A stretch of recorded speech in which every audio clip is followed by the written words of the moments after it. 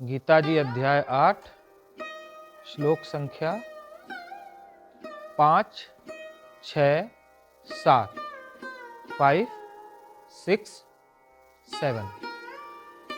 अंतकाले च मामेव स्मरन् मुक्त्वा कलेवरम् यः प्रयाति समद्भावम् याति नास्त्यत्र संशयः। यं यं वापि स्मरन् भावं त्यजन्त्यन्ते कलेवरम् तं तमेवैति कौन्तेय सदा तद्भावभावितः। तस्मात् सर्वेषु कालेषु मामनुस्मरयुध्य च मय्यर्पितमनो बुद्धिर्मामे वैश्यस्य संशयम्।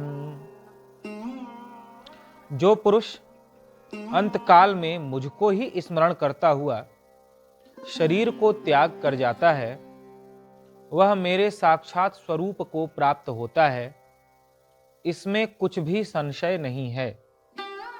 हे कुंती पुत्र अर्जुन, यह मनुष्य अंतकाल में जिस जिस भी भाव को स्मरण करता हुआ शरीर का त्याग करता है, उसको ही प्राप्त होता है, क्योंकि वह सदा उसी भाव से भावित रहता है।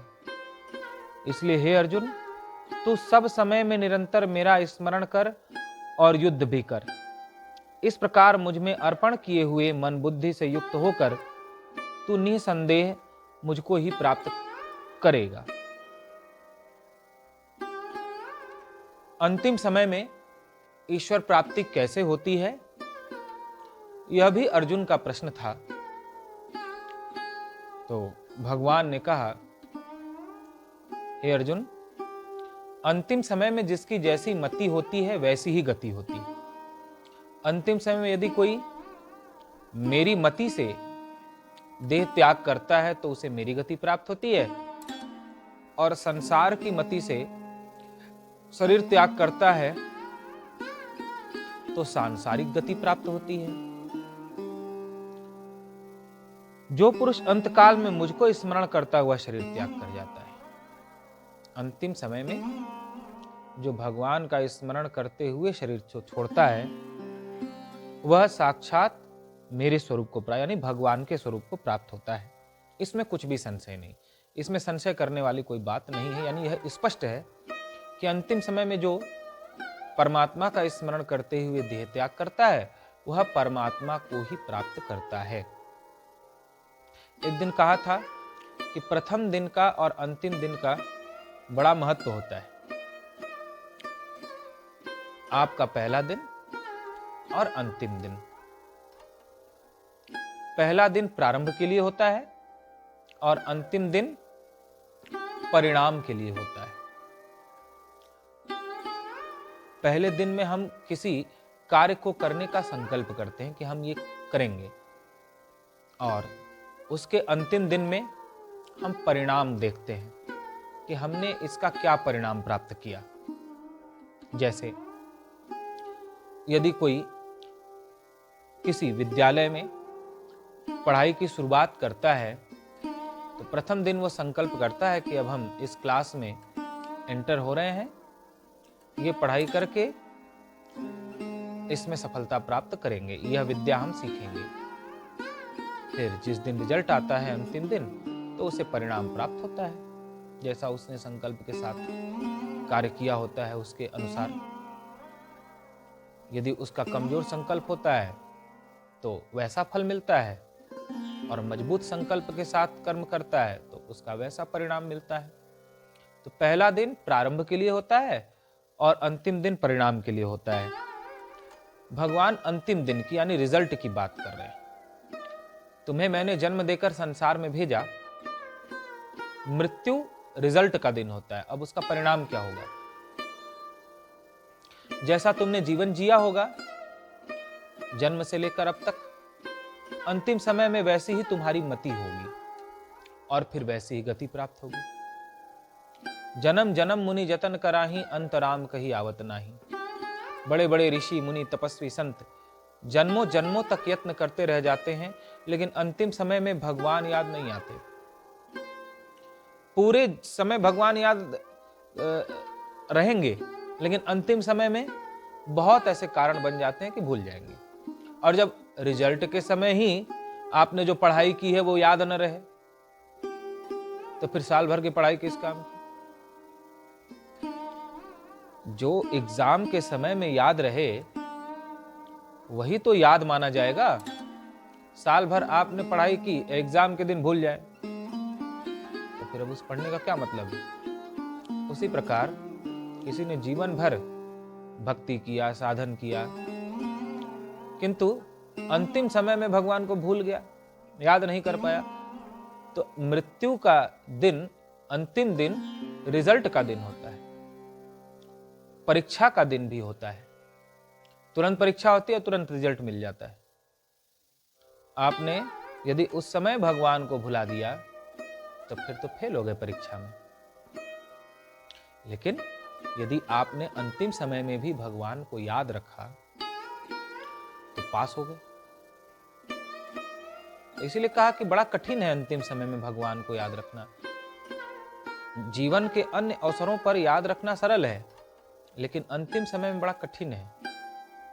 कैसे? इसको आप लोग अनुभव भी कर सकते हो। जैसे रोज हम बड़े प्रेम से सुबह सुबह उठकर भगवान की आरती करते हैं, पूजा करते हैं,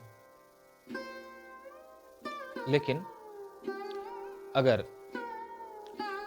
परिवार में कोई घटना घट गई तो उस दिन भगवान का नाम लेना अच्छा नहीं लगता, उस दिन ध्यान में मन नहीं लगता। होता है कि क्या करना है, सब बेकार है, नहीं करना है। थोड़ी विपत्ति आने पर ही हमारा मन उचाट हो जाता है पूजा से, भजन से। मृत्यु तो महान कष्ट है, मृत्यु ही सबसे बड़ा कष्ट है। तो जब छोटे छोटे संकटों में भगवान भूल जाते हैं तो मृत्यु जैसे महान संकट में कैसे याद रहेंगे? लेकिन जब बड़े से बड़े संकटों में भी आपको भगवान नहीं भूलते, सतत उनका स्मरण रहता है, तो मृत्यु के समय में भी वे याद रहेंगे। इसको ऐसे भी करना चाहिए, नित्य ऐसा सोचना चाहिए कि यदि आज ही हमारी मृत्यु हो जाए तो क्या होगा, और उस हिसाब से अपना जीवन जीना चाहिए। कहा भी जाता है, दो बातों को भूल मत जो चाहे कल्याण, नारायण एक मौत को दूजे श्री भगवान। दो बातों कभी नहीं भूलना चाहिए, एक मृत्यु को नहीं भूलना चाहिए और दूसरा भगवान को नहीं भूलना चाहिए। तो मृत्यु को याद रखो कि भाई सभी की मृत्यु होती है, कब किसकी मृत्यु किस कारण से हो जाए कोई पता नहीं। तो रोज सोचो कि हमारी आज मृत्यु होगी तो क्या होगा। और छोटा एक प्रयोग भी करना चाहिए, जब भी रात में सोने चलो तो ऐसा समझो कि आज मृत्यु हो रही है, अभी मृत्यु हो रही है, मेरी आंखें बंद हो रही हैं, पांव शिथिल हो रहा है, हाथ शिथिल हो रहा है, अब प्राण निकल रहे हैं शरीर से, लेकिन मुझे भगवान का स्मरण, अपने स्वरूप का स्मरण बना हुआ है। जो अब प्राण निकले, अब प्राण निकले, अब मैं मर गई, मेरे पिता छूट रहे हैं, मेरी माँ छूट रही है, मेरा परिवार मेरे से छूट रहा है। ऐसी भावना करो, रोज रोज मृत्यु की भावना करो। 10-15 मिनट 20 मिनट ऐसा करो कि मैं मर रहा हूं, प्राण निकल रहे हैं शरीर से, लेकिन फिर भी मुझे भगवान की याद बनी हुई है। यह किसी को अटपटा लग सकता है, लेकिन यह अटपटी बात नहीं है, यह भी साधना का एक अंग है। साधक रोज मरने का अभ्यास करते हैं, क्योंकि मृत्यु एक न एक दिन आनी है, और मृत्यु के समय यदि भगवान याद रह गए तब तो आपने विजय प्राप्त कर ली, तब आपका रिजल्ट अच्छा आ गया, आप पास हो गए। अब मृत्यु के समय भगवान याद नहीं आए तो फिर आप फेल हो गए। इसलिए रोज अभ्यास करें ऐसा, हर दिन को अपना अंतिम दिन समझे और हर क्षण ऐसा जाने कि मृत्यु अगर अभी हो जाए तो क्या करेंगे हम, क्या हमने ऐसा किया है कि हमारे साथ जाए। इस भूल में न रहे कि अभी तो बहुत समय है। तो भगवान कहते हैं, जो पुरुष अंत काल में मुझको ही स्मरण करता हुआ शरीर को त्याग कर जाता है, वह मेरे साक्षात स्वरूप को प्राप्त होता है। इसमें संशय नहीं है। हे कुंती पुत्र अर्जुन, यह मनुष्य अंत काल में जिस जिस भी भाव को स्मरण करता हुआ शरीर का त्याग करता है, मृत्यु के समय जिस जिस भाव से भावित रहकर अपना शरीर छोड़ता है, वह उसको ही प्राप्त होता है, क्योंकि वह सदा उसी भाव से भावित रहता है। आप अंतिम समय में जिसको याद करते हुए शरीर छोड़ोगे, उसी के अनुसार आपको अगला जन्म प्राप्त होगा। किंतु अंतिम समय में यदि कोई भगवत भाव से शरीर छोड़ता है तो उसे भगवत प्राप्ति होती है। जैसे एक ऋषि थे वशिष्ठ और उनकी पत्नी अरुंधति। ये त्रेता युग वाले वशिष्ठ और अरुंधति नहीं, ये अलग वशिष्ठ और अरुंधति हैं। तो उन ऋषि के सामने से राजा की सवारी जा रही थी, तो वो सोच रहे हैं, अगर मैं भी राजा होता तो कितना सुख होता। राजा का इतना वैभव है, ऐश्वर्य है, राजा को इतना आनंद प्राप्त है, मैं भी राजा होता तो कितना सुखी होता। ये राजा को देखकर सोच रहे थे कि मैं भी राजा होता, तभी अचानक उनके शरीर से प्राण निकल गए, तो अगले जन्म में राजा बन गए। अंतिम समय में राजा का ध्यान करते हुए शरीर छोड़ा तो राजा बन गए। ऐसे ही अंतिम समय में जो जिसका ध्यान करते हुए शरीर छोड़ता है, वह वही बनता है, उसी को प्राप्त करता है। भगवान कहते हैं कि जीवन भर जिसको जो भाव रहा है, अंतिम समय में वही भाव रहेगा। सदा जिसने धन को याद किया है, संपत्ति के पीछे ही भागा है, इकट्ठा करने के पीछे सुबह से रात तक दौड़ता रहा है, अंतिम समय में सोचे कि भगवान याद आ जाए तो यह संभव नहीं है। अंतिम समय में उसको वही याद आएगा जिसको जीवन भर उसने याद किया है। अगर जीवन भर भगवान को याद किया है तो अंतिम समय में भगवान याद आएंगे, और जीवन भर संसार को याद किया है तो अंतिम समय में संसार ही याद आएगा। संसार के कामों को आपने जीवन भर याद किया, ये करना है, ये मैंने कर लिया, इसी में दिन भर लगे रहे, तो अंतिम समय में भी यही सब मन में घूमता रहेगा, भगवान नहीं। इसको अपने सपने से समझ सकते हैं। जब आप रात्रि में सोने चलते हो तो सपना क्या आता है? क्या भगवान का सपना आता है? क्या भगवान का नाम आता है? नहीं आता। ध्यान से सुनिएगा तो आप ये जान पाएंगे कि यदि आज ही हमारा शरीर पूरा हो जाए, आज ही मृत्यु हो जाए, तो अगले जन्म में हमें भगवान मिलेंगे, भक्त बनेंगे हम, या फिर संसार में आना है। यदि आपको स्वप्न में डरावने सपने ही आते रहते हैं, जिसमें आपको डर लगता हो, या कष्ट देने वाले सपने आते हो कि हमें कोई मार रहा है, काट रहा है, हम गिर रहे हैं, हम भाग रहे हैं, रोग हो गया है, इस तरह के पीड़ादायक या डरावने भयावने सपने आते हो, तो समझ ला कि अगले जन्म में पशु पक्षी कीड़े मकोड़े बनने वाले हैं। और अगर खूब सुख भोग के सपने आ रहे हैं कि हम ये खा रहे हैं, ये पी रहे हैं, मौज ले रहे हैं, आनंद ले रहे हैं, तो समझ लेना कि अगले जन्म में बस ऐसे मनुष्य बनोगे जिसे भक्ति भाव से कोई लेना देना नहीं होगा। बस भोग भोग करके, शरीर भले मनुष्य का रहे, लेकिन भोग भोग करके फिर चलते बनोगे। और यदि स्वप्न में देवताओं के दर्शन हो रहे हो, सुखदायक स्वप्न हो रहा हो, तो समझना कि अगले जन्म में देव बनोगे, देवता बनोगे।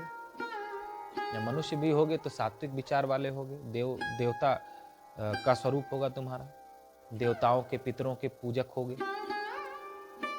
और यदि रोज स्वप्न में भगवान आते हो, सदगुरु आते हो, संत आते हो, गाय माता आती हो, भगवान का स्मरण चलता हो, तो समझ लेना कि यदि आज ही के दिन हमारी मृत्यु हो जाए तो हम भगवान को प्राप्त करेंगे। अंतिम समय में हम किसे प्राप्त करेंगे ये सपने से जाना जा सकता है, क्योंकि इस शरीर को छोड़कर ही हम सपने में जाते हैं। तो यह घटना ऐसी ही है जैसे मृत्यु की घटना होती है। मृत्यु के समय भी यह शरीर छूटता है और दूसरा शरीर प्राप्त हो जाता है। ऐसे ही रोज मरना होता ही है। यह शरीर हमारा सोता है और दूसरा शरीर सपने वाला प्राप्त हो जाता है। तो ये शरीर छूटा और सपने में दूसरा शरीर प्राप्त हो गया। ये संसार से आंखें बंद हुई तो सपने में दूसरे संसार में आंखें खुल गई। तो ऐसे हम जान सकते हैं, जो भगवान कृष्ण को प्राप्त करना चाहते हैं, यदि सपने में रोज भगवान कृष्ण आते हो, उनका स्मरण चलता हो, तो समझना कि यदि आज ही हमारी मृत्यु हो जाए तो कृष्ण को प्राप्त करेंगे। सपने में यदि रोज शिव जी प्राप्त होते हो, शिव जी का दर्शन होता हो, शिव जी का स्मरण होता हो, समझना कि आज हमारा शरीर यदि पूरा हो जाता है किसी कारण से तो शिव जी को प्राप्त करेंगे। मतलब जो सपने में जिसे देखता हो रोज वह उसे ही प्राप्त करेगा। और जिसको कोई सपना ही ना होता हो, दो तरह की बातें होती है सपना न होने में भी। एक होती है सुषुप्ति, गहरी नींद को सुषुप्ति कहते हैं। जब गहरी नींद होती है, बहुत थकान हो जैसे किसी को, तो गहरी नींद आती है, उसमें सपना नहीं होता, उसे सुषुप्ति कहते हैं। सुषुप्ति की बात छोड़ दी जाए, गहरी नींद की बात छोड़ दी जाए, तो जिसको जैसे जागृत में पूरा होश बना हुआ है, याद बनी हुई है, अपनी स्मृति बनी हुई है, हम भूल नहीं रहे हैं, ऐसे ही सपने में भी जब याद बनी रहे कि ये शरीर सो रहा है और सपना देख रहा है, या फिर शरीर सो रहा है, निद्रा में है और शरीर को सोते हुए भी देख रहे हैं, हमको पूरा दिखाई पड़ रहा है, याद है कि शरीर सो रहा है, हम भूल नहीं, जैसे सामान्य रूप से तो भूल जाते हैं हम कि यह शरीर हमारा सो गया, तो इस शरीर को भूल जाते हैं और सपने में दूसरे शरीर की याद हो जाती है। उसी प्रकार मृत्यु के समय में भी हम इस शरीर को, इस जीवन को भूल जाते हैं और दूसरे जन्म में फिर वहां की स्मृति धीरे धीरे प्राप्त होती है, वहां का विस्तार होता है। किंतु यदि जैसे खाते समय हमको पूरा दिखाई पड़ता है शरीर खा रहा है, पी रहा है, ऐसे ही सोते समय भी यह दिखाई पड़े अब नींद आ रही है, अब आंख बंद हो रही है, अब शरीर सो रहा है और सो भी गया, सुबह उठ गया, लेकिन हम अपने को देख रहे हैं शरीर को अलग कि सब ऐसा हो रहा है शरीर के साथ, हम भूल नहीं रहे हैं कुछ भी, अपनी चेतना बनी हुई है, अपनी याद बनी हुई है। तो मृत्यु के पश्चात यदि आज ही मृत्यु होती है तो फिर पुनर्जन्म नहीं होता, दूसरा जन्म नहीं होता, और भगवान के निराकार स्वरूप को प्राप्त करता है, जिसको ऐसा ध्यान रहता है कि मैं आत्मा ही हूं, मैं साक्षी हूं, मैं दृष्टा ही हूं और शरीर सो रहा है और शरीर को मैं अलग सोते हुए देख रहा हूं, पूरा होश बना हुआ है, तो फिर उसका अगला जन्म नहीं होता। इसे मोक्ष कहते हैं। तो इस प्रकार रोज स्वप्न के द्वारा आप समझ सकते हो कि मृत्यु के बाद क्या पाना है, मृत्यु के बाद क्या मिलने वाला है, मृत्यु के बाद कहां जाने वाले हैं। जिसके स्वप्न में भूत प्रेत आते हो वो भूत प्रेत बनने वाला है, जिसके स्वप्न में जानवर आते हो, जानवर दौड़ाते हो, मारते हो, वो जानवर को ही प्राप्त करने वाला है। जो डरता हो वो भी इन योनियों को ही प्राप्त करेगा। पशु पक्षी कीड़े मकोड़े जैसे डरते रहते हैं, थोड़ा सा भी आहट होगा डर जाएंगे, तो उन योनियों को प्राप्त करेगा। जिसको स्वप्न में सुख भोग आदि प्राप्त होता हो, आनंद होता हो, वह वैसा जन्म प्राप्त करेगा। जो देवताओं का दर्शन करता हो देवता बनेगा, जैसे कृष्ण के दर्शन होते हैं कृष्ण को प्राप्त करेगा। और ऐसे ही विस्तार से जैसा मैंने बताया, ऐसे हम जान सकते हैं कि आज यदि हमारी मृत्यु हो जाए तो हम क्या प्राप्त करेंगे, कहां जाएंगे। स्वप्न से जान सकते हैं, क्योंकि मरना बिल्कुल इस शरीर से स्वप्न में जाने जैसा ही होता है। यहां आंख बंद हुई और सपना कि दूसरे दुनिया में प्रवेश कर गई। ऐसे ही यहां आंखें बंद होंगी मृत्यु के समय और दूसरा जन्म प्राप्त होगा। कोई अंतर नहीं होता दोनों में। तो यदि आप पूरे दिन भगवान की ही स्मृति रखते हैं, भगवान को याद करते हैं, अपने स्वरूप को याद रखते हैं कि मैं साक्षी चेतन आत्मा हूं, आंखें देख रही हैं, कान सुन रहा है, वाणी बोल रही है, शरीर सारा कर्म कर रहा है, मैं कुछ करने वाला नहीं हूं, ये हमेशा ध्यान में रहता है, तो सोते समय भी आप पाओगे कि आपको ध्यान रहेगा कि शरीर सो रहा है। ऐसे ही यदि आप पूरे दिन श्री कृष्ण के प्रेम में डूबे रहते हो तो सोते के बाद भगवान ही आते हैं, भगवान का जप स्मरण चलता रहता है। तो इस प्रकार अपनी स्थिति को जान पहचान सकते हैं। भगवान कहते हैं अंतिम समय में मेरे भाव से भावित रहना बहुत कठिन है, क्योंकि जो जीवन भर जिसको याद किया रहता है उसको अंतिम समय में वही याद आता है। दिन भर आप जो करते हो सपने में वही याद आता है, वही चलता है। दिन भर यदि आप भगवान को याद करो, सपने में भगवान आए। ऐसे ही जो पूरे जीवन भगवान को याद करता है, मृत्यु के समय उसको भगवान ही याद आते हैं।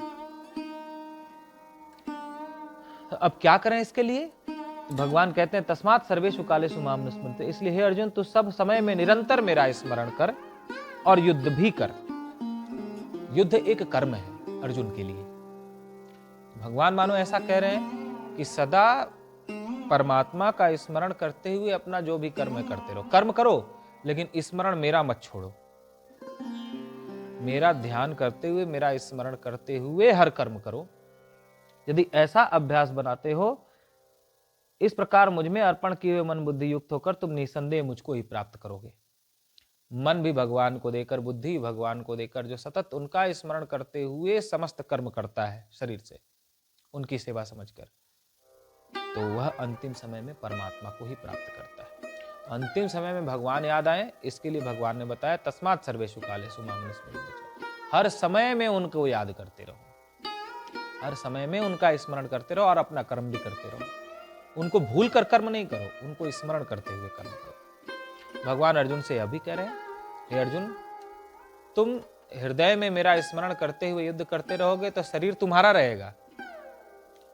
लोग देखेंगे अर्जुन युद्ध कर रहा है, लेकिन तुम्हारे हृदय में बैठकर मैं युद्ध करूंगा, क्योंकि जब कोई मेरा स्मरण करता है तो उसके हृदय में मैं बैठ जाता हूं। और मन बुद्धि जिसने समर्पित कर दिया है मुझे, उसके शरीर को माध्यम बनाकर मैं ही कर्म करता हूं। तुम्हारा शरीर सिर्फ माध्यम रहेगा, युद्ध तो मैं करूंगा। तुम बस इतना ही करो कि मेरा सतत स्मरण करते हुए मुझ में मन बुद्धि लगाकर युद्ध करते रहो,